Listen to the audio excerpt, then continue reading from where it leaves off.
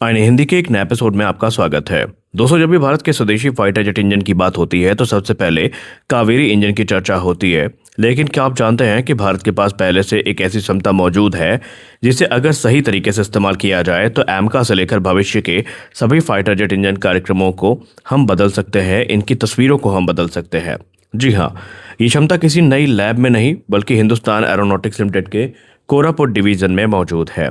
एक पूर्व जीटीआरई अधिकारी ने हाल ही में यह चेतावनी दी है कि अगर AL-31 इंजन का जो उत्पादन है ये बंद होता है भारत में, या प्रोडक्शन लाइन आइडल होती है, तो यहाँ पर जो अनुभवी इंजीनियर्स की टीम है और जो हमने बहुमूल्य ज्ञान अर्जित किया है अलग अलग परियोजनाओं से, वो नई परियोजनाओं तक नहीं पहुँच पाएगा।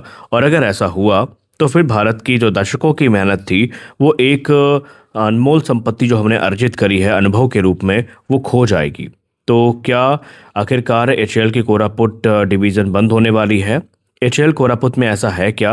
और क्या वास्तव में भारत के पास इंजन निर्माण की वो क्षमता मौजूद है जिसके बारे में बहुत कम लोग जानते हैं? और क्यों ये मुद्दा सिर्फ HAL का नहीं बल्कि भारत की राष्ट्रीय सुरक्षा से जुड़ा है? आइए इसको विस्तार से समझते हैं। दोस्तों, भारत को अक्सर केवल विमान असेंबल करने वाला देश समझा जाता है, लेकिन वास्तविकता इससे कहीं अधिक जटिल और दिलचस्प है। जब भारत ने रूस के साथ Su-30 MKI कार्यक्रम को शुरू किया था तो केवल विमान ही नहीं बल्कि उसके AL-31 FP इंजन के निर्माण की तकनीक भी चरणबद्ध तरीके से भारत आई थी। HAL कोरापुट ने वर्षों तक इस इंजन का निर्माण किया था, और ये केवल नया नट बोल्ट जोड़ने वाला काम नहीं था। ये एक आधुनिक टर्बोफैन इंजन में हजारों अत्यंत जटिल पार्ट्स होते हैं जिनके माइक्रोन स्तर की सटीकता आवश्यक होती है, और ऐसे इंजन का निर्माण करना दुनिया के सबसे कठिन इंजीनियरिंग चुनौतियों में से एक माना जाता है। और इसी प्रक्रिया में भारतीय इंजीनियर्स को अमूल्य अनुभव मिला था। अब जेट इंजन बनाना इतना कठिन क्यों है? दोस्तों, बहुत से लोग ये पूछते हैं कि अगर भारत मिसाइल, परमाणु पनडुब्बी और अंतरिक्ष यान बना सकता है तो जेट इंजन क्यों नहीं? इसका उत्तर है सामग्री विज्ञान और निर्माण तकनीक का अनुभव। जो किसी एक आधुनिक फाइटर जेट इंजन का तापमान कई बार धातु के जो मेल्टिंग पॉइंट होते हैं, जिसको आप गलनांक भी कहते हैं, उनसे अधिक हो जाता है, और ऐसे में साधारण धातु काम नहीं करती। इनके लिए विशेष जो सुपर एलॉयज हैं ये चाहिए होते हैं। अत्याधुनिक कोटिंग और बेहद सटीक जो निर्माण तकनीक है इनकी ज़रूरत होती है। हिंदुस्तान एरोनॉटिक्स लिमिटेड कोरापुट ने AL-31 FP के निर्माण के लिए इन्हीं तकनीकों पर काम किया, और यही वजह है कि आज इस अनुभव की कीमत बहुत अधिक है। हिंदुस्तान एरोनॉटिक्स लिमिटेड कोरापुट की सबसे बड़ी ताकत क्या है? पूर्व गैस टर्बाइन रिसर्च एस्टैब्लिशमेंट के अधिकारी के अनुसार हिंदुस्तान एरोनॉटिक्स लिमिटेड कोरापुट ने वर्षों में कई महत्वपूर्ण क्षेत्रों में विशेषज्ञता हासिल करी है, जैसे कि single crystal turbine blades, directionally solidified components, nickel based super alloys, electron beam welding, vacuum heat treatment और प्रिसीजन मशीनिंग। इसके अलावा हाई एक्यूरेसी जो रोटर बैलेंसिंग है ये भी हमें देखने को मिलती है। ये सभी आधुनिक फाइटर जेट इंजन निर्माण की आधारभूत तकनीकें हैं, और इन तकनीकों को सीखने में किसी भी देश को वर्षों नहीं बल्कि दशकों लग जाते हैं, और यही अनुभव आज भारत की सबसे बड़ी पूंजी है। अब चिंता क्या है भारत की सबसे बड़ी? और यही एक महत्वपूर्ण सवाल है। अगर ये क्षमता मौजूद है तो चिंता किस बात की है? दरअसल Su-30 MKI के AL-31 FP इंजन का उत्पादन हमेशा चलता नहीं रहेगा। एक समय आएगा जब यह लाइन बंद होगी, और उस समय यहाँ पर काम कर रहे अनुभवी इंजीनियर्स भी सेवानिवृत्त हो जाएंगे। अगर उनके अनुभव को दस्तावेजों और उसका प्रशिक्षण और नई परियोजनाओं में स्थानांतरित नहीं किया गया तो उनका जो ज्ञान अर्जित हुआ था वो धीरे धीरे समाप्त हो जाएगा। और याद रखिए, किसी मशीन को खरीदना आसान है लेकिन 25 से 30 वर्षों का अनुभव खरीदना असंभव है। और इसी चीज़ को लेकर जीटीआरई ने जो सरकार है उसको वार्न किया है। देखिए, आज भारत कावेरी 2.0 पर काम कर रहा है, साथ ही एमका के लिए नए पीढ़ी का जो इंजन है उसकी आवश्यकता है, और हम उस पर काम करने के लिए इच्छुक हैं। और इन दोनों परियोजनाओं के सामने सबसे बड़ी चुनौती केवल डिजाइन नहीं है, असल चुनौती है उच्च गुणवत्ता वाला निर्माण। अगर हिंदुस्तान एरोनॉटिक्स लिमिटेड कोरापुट के विशेषज्ञ इन परियोजनाओं से जुड़ते हैं तो उत्पादन प्रक्रिया तेज हो सकती है, गुणवत्ता बेहतर हो सकती है, और कई शुरुआती गलतियों से बचा जा सकता है। और यही कारण है कि पूर्व गैस टर्बाइन रिसर्च एस्टैब्लिशमेंट अधिकारी इस ज्ञान का हस्तांतरण पर इतनी जोर दे रहे हैं। अब उन्होंने साथ साथ ये भी कहा कि आप यहाँ पर सिर्फ जो नॉलेज हमने अर्न करी है उसको ट्रांसफ़र करने के बारे में मत सोचिए। आप यहाँ पर ये भी सोचिए कि हमारे लिए इस समय फ्लाइंग टेस्ट बेड कितना इंपॉर्टेंट है। उन्होंने भारत की उस कमज़ोर नस पर उंगली रखी है जिस पर हम लोग अक्सर चर्चा करते रहते हैं।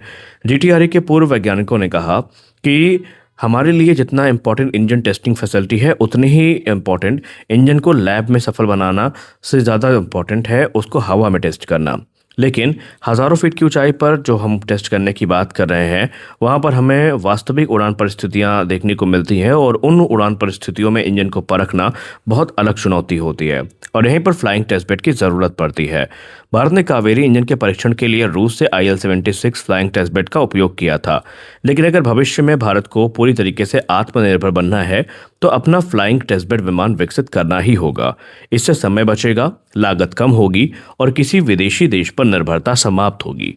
अब यहाँ पर उन्होंने कहा कि अब भारत को ऑप्शंस एक्सप्लोर करने हैं कि भारत किस विमान को फ्लाइंग टेस्ट बेड बनाना चाहता है। देखिए, जब हम फ्लाइंग टेस्ट बेड की बात करते हैं तो ये क्षेत्र बहुत ज़्यादा कॉम्प्लिकेटेड है और बहुत ज़्यादा कंट्रोवर्शियल भी है। जब भी फ्लाइंग टेस्ट बेड पर बात होती है तो 2-3 मुख्यतः विमान है जिस पर चर्चा होती है। सबसे पहले 2000 के दशक में IL-76 को खरीदने की बात हुई थी रूस से, लेकिन अनफॉर्चुनेटली वो प्रोग्राम कभी आगे बढ़ नहीं पाया। उसके बाद बात होती है MiG-29 को एक फ्लाइंग टेस्ट बेड में कन्वर्ट करने की। वो प्रोग्राम भी धरा का धरा रह गया, उसमें भी कोई मेजर डेवलपमेंट नहीं हुआ।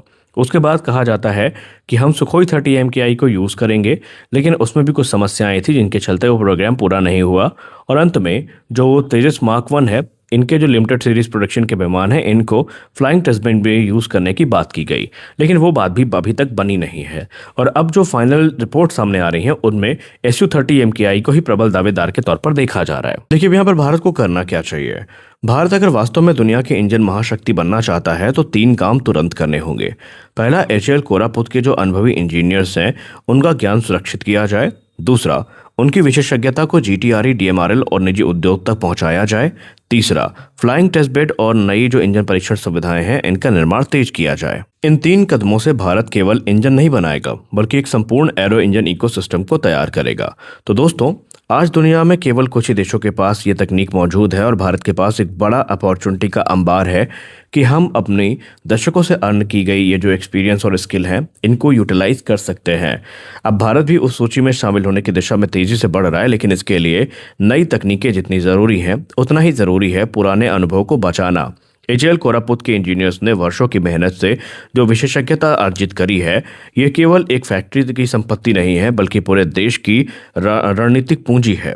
और अगर ये अनुभव कावेरी 2.0 AMCA और भविष्य की परियोजनाओं तक सफलतापूर्वक पहुंचता है तो आने वाले दशक में भारत स्वदेशी जेट इंजन निर्माण में ऐतिहासिक उपलब्धि हासिल कर सकता है।